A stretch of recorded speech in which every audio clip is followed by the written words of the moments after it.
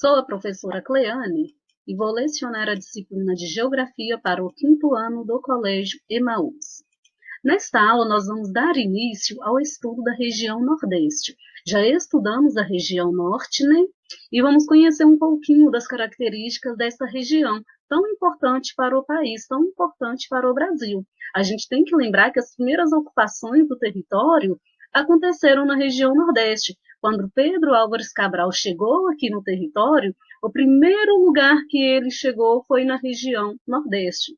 Então, vamos entender o porquê que existe diferenças de povoamento, diferença no desenvolvimento econômico também desta região. A região Nordeste, ela é composta por 9 estados: Maranhão, capital São Luís; Piauí, capital Teresina; Ceará, capital Fortaleza; Rio Grande do Norte, capital Natal; Paraíba, capital João Pessoa; Pernambuco, capital Recife; Alagoas, capital Maceió; Sergipe, capital Aracaju; e Bahia, capital Salvador. A gente pode perceber, né, a partir da análise deste mapa, que o estado da Bahia é o maior estado em extensão territorial. Aqui neste mapa ao lado nós temos todas as grandes regiões do Brasil, lembrando que o Brasil ele está regionalizado em 5 grandes regiões. Essa regionalização é oficial, realizada pelo IBGE, que é o Instituto Brasileiro de Geografia e Estatística. A região Nordeste, gente, em função das suas características naturais, ela vai se subdividir em 4 regiões, em 4 sub-regiões. Essas sub-regiões, como nós podemos ver aqui pelo mapa, são região Meio-Norte, Sertão Nordestino, Agreste e uma faixa de transição. É uma área de transição do Sertão Nordestino para a floresta amazônica, para a região da Amazônia. O sertão nordestino vai predominar um clima semiárido, um clima, gente, com temperaturas elevadas, período chuvas escassas, período de estiagem mais extenso. E vai predominar também a vegetação da caatinga, que é uma vegetação adaptada a este tipo climático. O agreste é uma transição, é uma faixa de transição entre a zona da mata e o sertão nordestino. Observem, o sertão nordestino ocupa a maior parte da região nordeste. O estado do Ceará está completamente no sertão nordestino. Dos estados nordestinos, o único que não faz parte, que não tem um pedaço inserido no sertão nordestino, é o estado do Maranhão. A zona da mata, ela está localizada no litoral. Ela é marcada por alta pluviosidade e presença de vegetação tropical. Que vegetação é essa? É a Mata Atlântica. Inclusive, nós já até estudamos, né, que a Mata Atlântica, ela foi extremamente devastada em função do uso do solo, em função do desenvolvimento da lavoura da cana-de-açúcar, da extração do pau-brasil e de outras atividades que foram realizadas nessa região, degradando toda a Mata Atlântica, grande parte, né? Como nós vimos, resta hoje apenas 8% dessa vegetação. Além da Mata Atlântica, a região da Zona da Mata também vai abrigar a vegetação de mangue e vegetação litorânea, que é aquela vegetação de praia. Nós vamos ver que a vegetação de mangue ela é muito importante para a economia local, porque nesse tipo de vegetação vai desenvolver a atividade pesqueira. Nesse local, desenvolve atividade pesqueira, em função da quantidade de espécies aquáticas, né? O sertão nordestino. Nós dissemos que a característica do sertão nordestino, a vegetação predominante, gente, é a caatinga. A caatinga é um tipo de vegetação que vai se adaptar aos períodos de seca. É uma vegetação assim, meio cinzenta, né? Com árvores mais secas. Para quê? Para se adaptar aos longos períodos de estiagem. Quando chove, essa vegetação ela volta a florir, né? Ela volta a ter suas folhas. Durante o período da seca, as árvores costumam perder as folhas. Essa região do sertão nordestino é a maior sub-região do Nordeste. As espécies mais importantes são o mandacaru, a barriguda, o juazeiro e o xique-xique. O solo nessas regiões, gente, são solos pobres, eles são rasos, pedregosos e em alguns locais são arenosos. O solo arenoso, gente, é mais difícil desenvolver agricultura. É aquele solo infértil, aquele solo improdutivo. Geralmente, aqueles fazendeiros que possuem maior poder aquisitivo, eles conseguem investir em maquinário moderno, eles conseguem investir em insumos, em fertilizantes, né, em canais de irrigação para desenvolver a agricultura nessas regiões mais secas. Já aqueles pequenos produtores, eles ficam em desvantagem, porque eles não conseguem investir, né, eles não têm condições de investir em insumos agrícolas para aumentar a sua produção. Então, eles acabam sendo engolidos pelos grandes fazendeiros. Geralmente, os solos de brejos, né, que são as regiões onde a chuva é mais regular, solos de brejo, gente, acontecem nas encostas, onde chove mais, onde a chuva é mais constante. É possível desenvolver agricultura, porque esses solos, regiões mais férteis, mais úmidas, né? É aquela terra mais escura se desenvolve nesses brejos. No relevo do sertão nordestino, vai se destacar as regiões de Planalto, as chapadas, como a Chapada Diamantina, e depressões, como a depressão do Rio São Francisco. No sertão nordestino, gente, predominam não, existem aqueles rios temporários. São rios que secam durante a estiagem. Os rios eles se enchem quando chove e no período de seca eles secam.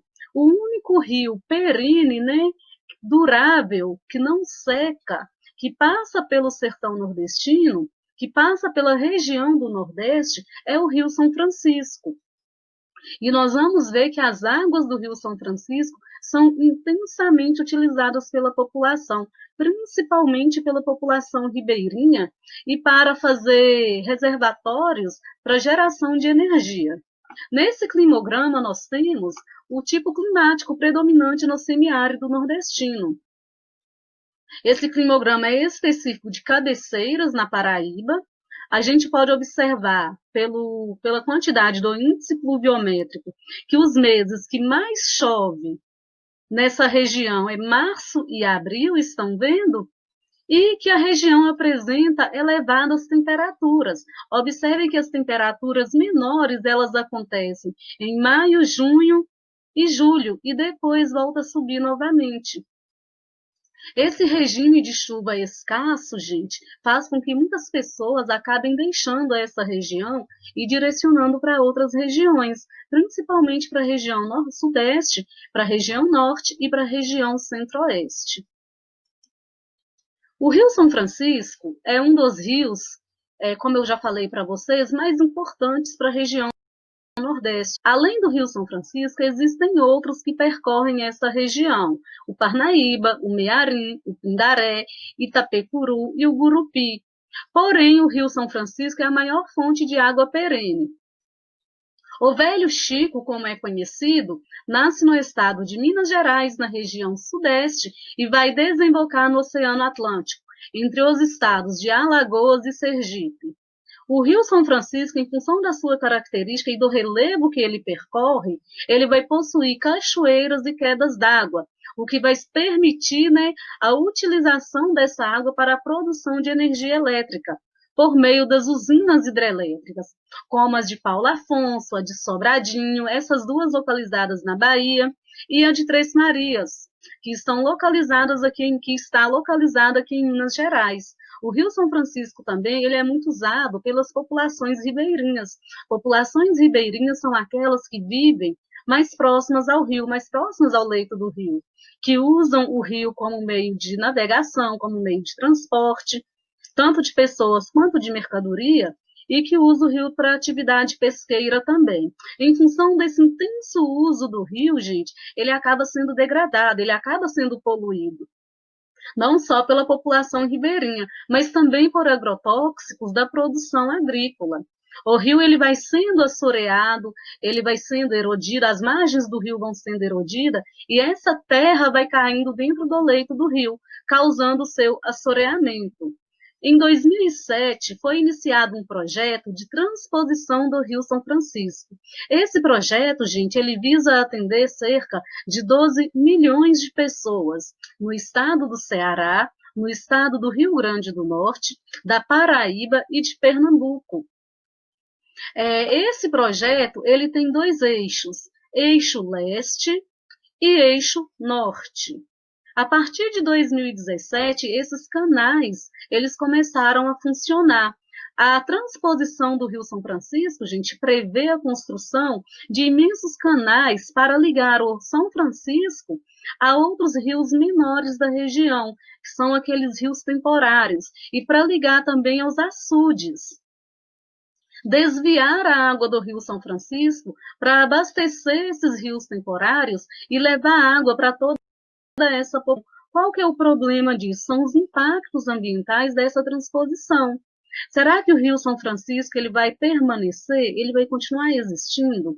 Então, são vários questionamentos que os estudiosos fazem em relação a essa transposição, porque está, de certa forma, desviando o curso do rio. Então, assim, existem ainda muitos questionamentos sobre este projeto, se este projeto realmente vai resolver o problema da seca ou se um outro problema será criado. Porque o problema da seca momentâneo pode até resolver, mas e futuramente? Como será? A zona da mata. A zona da mata, como a gente pode observar aqui no mapa, ela está em todo o litoral nordeste nordestino, desde o Rio Grande do Norte até o sul da Bahia. Essa região, gente, é a região mais próspera do Nordeste, é a região mais desenvolvida industrialmente e economicamente, e também é a região mais povoada. O que explica isso? Lembra, quando os primeiros povoamentos começaram a acontecer, foi nessa região litorânea. Então, com o desenvolvimento da cana-de-açúcar no período colonial e de outros produtos agrícolas, né, outras atividades agrícolas, acabou atraindo muitas pessoas para essa região. Esses povoamentos, esses povoados, eles foram crescendo, foram surgindo as cidades, tanto que as maiores cidades da região Nordeste se encontram no litoral nordestino. Essa intensa atividade econômica, gente, vai permitir, então, a formação das maiores cidades nordestinas. E, inclusive, os principais polos industriais estão nessas cidades, os principais polos econômicos. Essa região da Zona da Mata, ela vai apresentar um clima tropical úmido, ou seja, o regime de chuvas nessa região será maior, o índice de pluviosidade ou índice pluviométrico será maior. Além da Mata Atlântica presente nessa região, zona da mata, nós vamos ter também, gente, a mata de mangues, né? De mangues e a mata litorânea. Lembra que eu falei para vocês que os mangues eles são importantes para a atividade pesqueira? Então, as espécies marinhas presentes nessa região vão ser importantes para a economia local. Os rios próximos ao litoral são perenes. O que quer dizer isso? Eles não secam, tá? Existem os rios temporários e existem os rios perenes. Temporários são aqueles que se enchem durante o período de chuvas e que secam durante o período de seca. Os perenes são aqueles que não secam durante o período de seca. Estes rios eles são intensamente aproveitados, o que acaba levando à sua degradação também. O relevo da zona da mata, ele é caracterizado pela presença de pequenas elevações e áreas planas. O agreste e o meio norte. O agreste, como nós estamos vendo aqui, é uma faixa de transição, como já falei, e o meio norte também. No agreste, os solos eles são pedregosos e o relevo compõe-se de planaltos. O planalto da Borborema. Na encosta deste planalto, gente, o solo ele é mais úmido, tá? Na encosta deste planalto, desenvolve-se uma vegetação em função da pluviosidade, em função da umidade. É a área de maior pluviosidade, é onde chove mais.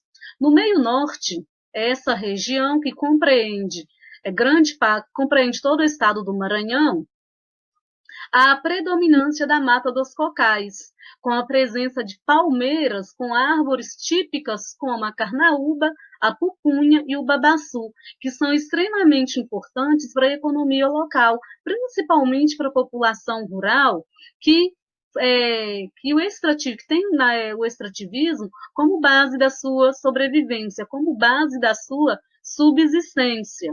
Então, gente, nessa aula nós estudamos sobre as subdivisões da região Nordeste. Na próxima aula nós vamos estudar sobre os aspectos humanos, a população, desenvolvimento econômico, dentre outros fatores. Tem algumas atividades para vocês fazerem no livro de geografia, são as páginas 75 a 77, 80, 81, 83 e 85. Bons estudos para vocês, até a próxima aula e lembrem-se, juntos no caminho certo.